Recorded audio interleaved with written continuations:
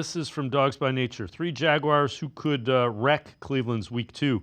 Number 1, they go wide receiver Brian Thomas Jr., 21-year-old rookie from LSU, big-bodied receiver, ran 4.3 at the Combine. Number 2, you mentioned him, edge rusher Trayvon Walker.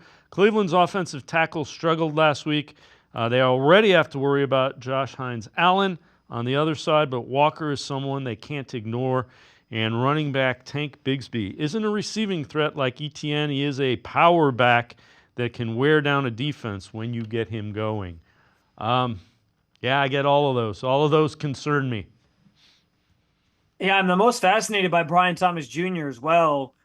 He had the touchdown catch in week 1 against Miami. I think he had 4 catches for like 47 yards in the touchdown.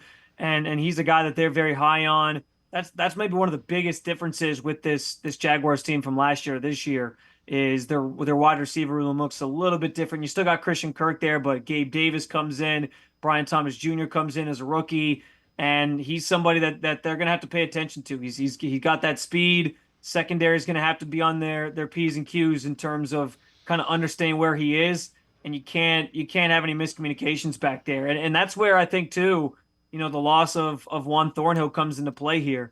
I know Juan's had some struggles of his own at times, and he might have been part of the miscommunication or the technique issue, like I said, Chief Schwartz called it this past weekend. But just making sure everybody's on the same page, especially when you got a young guy in there like a Ronnie Hickman, or even if he's stepping in at some point, because I imagine he will. The nice thing is, Rodney McLeod's probably the first man up there, and you feel pretty good about that. But you guys got to make sure you know where Brian Thomas Jr. is going to be at all times, because he's that take a top off a defense type player. All right, before I let you go, keys to this one. What do the Browns need one? And, they come back and they get a win in Jacksonville. It's a tough place to go and win. You forget about the sting of Week 1. What do they need to do to get a win in Jacksonville? I honestly think one of the biggest things on the offensive side of the ball is just going to be is get the run game working effectively.